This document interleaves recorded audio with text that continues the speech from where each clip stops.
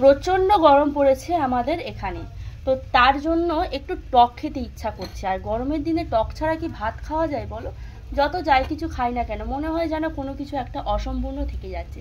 তাই আজকে ভাবলাম একটু টক রান্না করবো। তার জন্য দেখো এই যে আম নিয়ে নিয়েছি।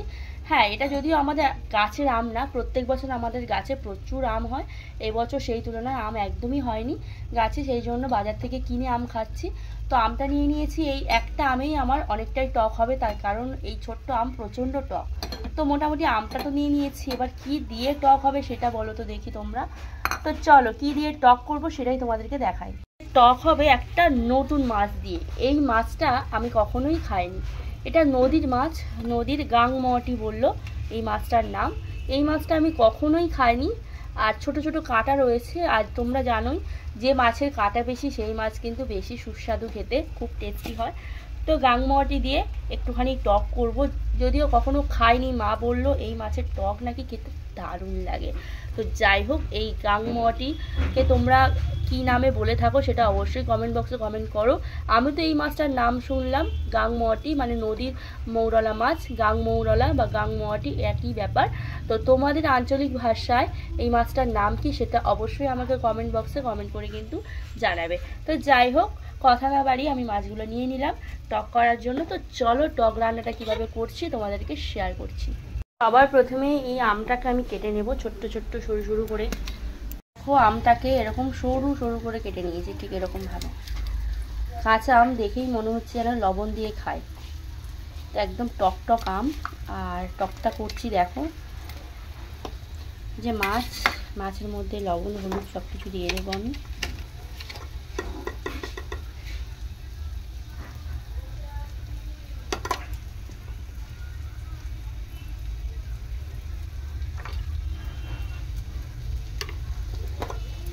এর মধ্যে লঙ্কা দেবো না, যেহেতু এটা টক করবো সেই জন্য।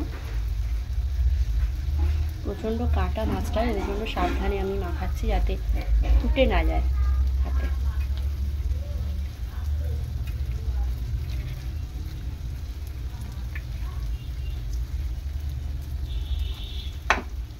এখানে হলুদ কম রয়েছে।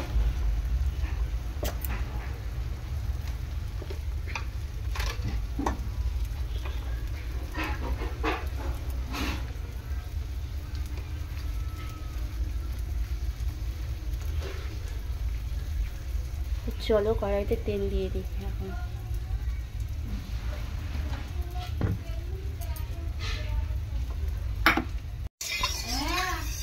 কড়াইটা ভালো করে গরম করে নেব প্রথমে, তারপর এই যে মাছগুলো এগুলো দিয়ে দেবো।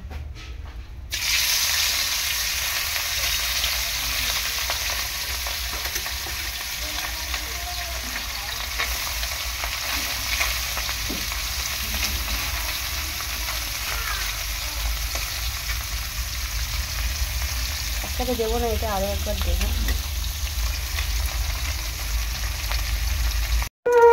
দেখো মাছগুলো আমি ভেজে নিয়েছি উল্টে পাল্টে ভালো করে।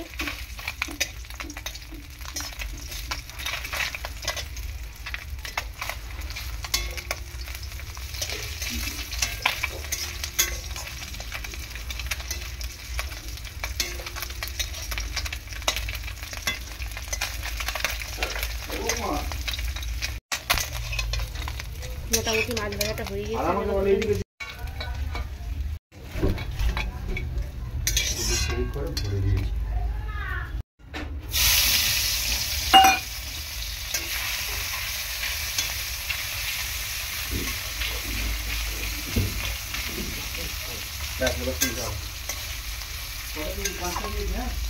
হ্যাঁ দেখছি আমি, মোটামুটি মাছটা ভেজে নেবো, একবার ভেজেছি আর মাছটাকে ভেজে নেবো।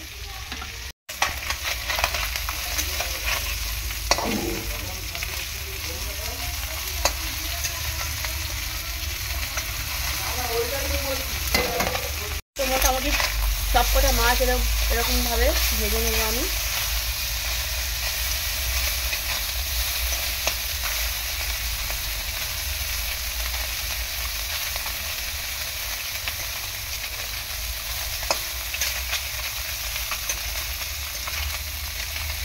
এই মাছটা আমি একটু ভাজা খেলাম, ভাজতে ভাজতে একটা খেলাম, ভীষণই টেস্ট।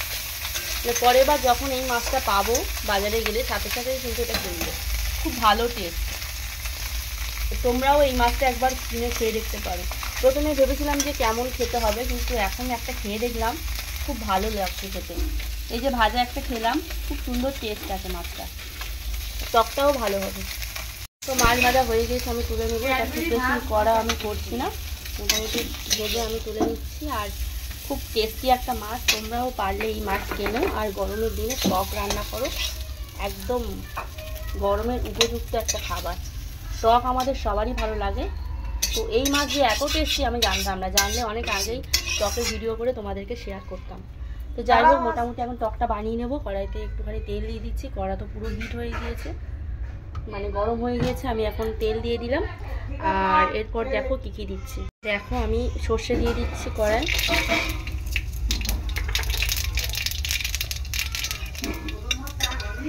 এরপর আমি দিয়ে দেবো একটুখানি শুকনো লঙ্কা।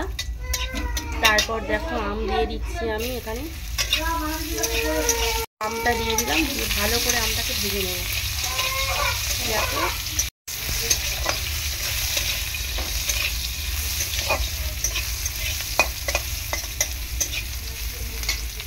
আমটা ভাজার সময় একটু লবণ দিয়ে দেবো।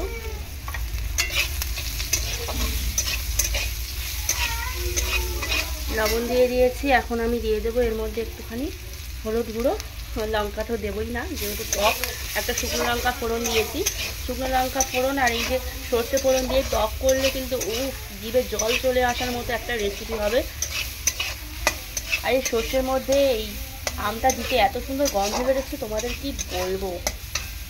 কে কে টক খাবে চলে এসো আমার বাড়িতে, আজকে দুপুরে টক রান্না করছি। তো মোটামুটি আমটা ভাজা হয়ে গেছে, এখন জল দিয়ে দেবো।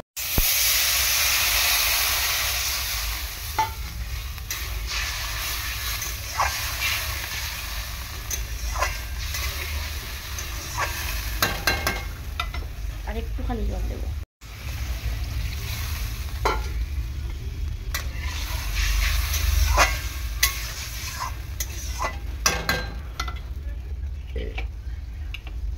ভালোভাবে ফুটে উঠুক, তারপর মাছগুলো দেবো।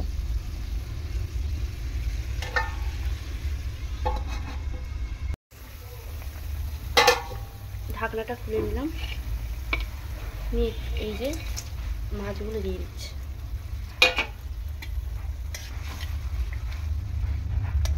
আম তো সেদ্ধ হয়ে গিয়েছে, একদম সরু সরু পাতলা পাতলা করে কেটেছি, যাতে খুব তাড়াতাড়ি আমটা সেদ্ধ হয়। একটু চিনি দিয়ে দেবো, এই টকটা একটু অন্যরকম করে করছি, মানে টক মিষ্টি করছি আর কি।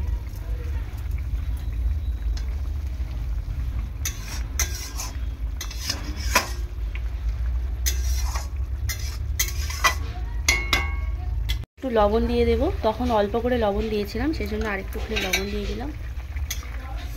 যা টকের গন্ধ বেরোচ্ছে তোমাদের কি বলবো, মনে হচ্ছে যেন মাছের টকটা নামিয়ে সাথে সাথে ভাত দিয়ে খাওয়া শুরু করি।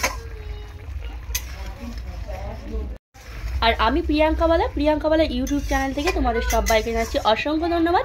আশা করছি তোমরা সবাই ভালো আছো, আর তোমাদের আশীর্বাদ ও ভালোবাসায় আমি অনেক ভালো আছি। আর যেরকমভাবে সাপোর্ট করছো প্রিয়াঙ্কা বালা ইউটিউব চ্যানেলকে, এরকমভাবে তোমরা সাপোর্ট করে যেও, ভালোবাসা দিও, যাতে আরও নিত্য নতুন ভিডিওর আপলোড তোমাদের জন্য শেয়ার করতে পারি। তো এরকমভাবে সাপোর্ট করো, পাশে থেকো, এটাই বলবো। আর মাছের টকটা কেমন হয়েছে অবশ্যই তোমরা কমেন্ট বক্সে কিন্তু কমেন্ট করো, কমেন্ট করতে কিন্তু ভুলো না। আর প্রত্যেকদিন সন্ধ্যা 8টার পর আমি লাইভে আছি, তোমরা চাইলে আমার লাইভও জয়েন করতে পারো। আর রেসিপিটা কেমন হয়েছে তোমরা একবার বাড়িতে ট্রাই করো, তাহলে তোমরাও বুঝতে পারবে যে মাছটা কতটা টেস্টি। আমার কথা বিশ্বাস করার দরকার নেই, তোমরা বাড়িতে একবার এই মাছটা এনে ঠিক এরকম পদ্ধতিতে রান্না করে দেখো টক। তো এই নদীর মৌরলা মাছ দিয়ে এই যে আমের টক, এটা একেবারে লোভনীয় একটা রেসিপি। গরমের দিনে চটজলদি বানিয়ে ফেলো এরকম টক, আর বাড়ির সবাইকে দাও, সবাই আঙুল চেটে পুটে একদম মন ভরে খাবে। তুমি তো একেবারে প্রশংসার পঞ্চমুখ হবেই হবে। তো চলো টকটা টেস্ট করে দেখা যাক কেমন হয়েছে ঝোলটা। আমি যেহেতু এক হাতে ভিডিও করছি সেই জন্য দেখাতে পারছি না আমি কীভাবে টেস্ট করছি। তো মোটামুটি সব দিক দিয়েই টকটা ঠিকঠাক আছে, লবণ চিনি সব কিছুই পরিমাণ মতো আমি দিয়েছি। আর একটু বেশি টকটকই ভালো লাগবে, ওই জন্য চিনি বেশি দিলাম না। তো এখন গ্যাসের ফ্লেমটা অফ করে দেব।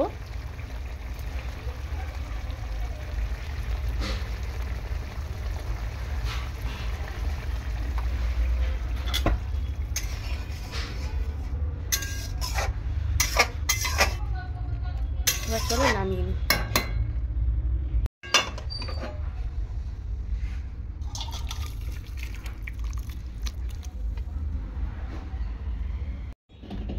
টকটা নামিয়ে নিয়েছি আমি।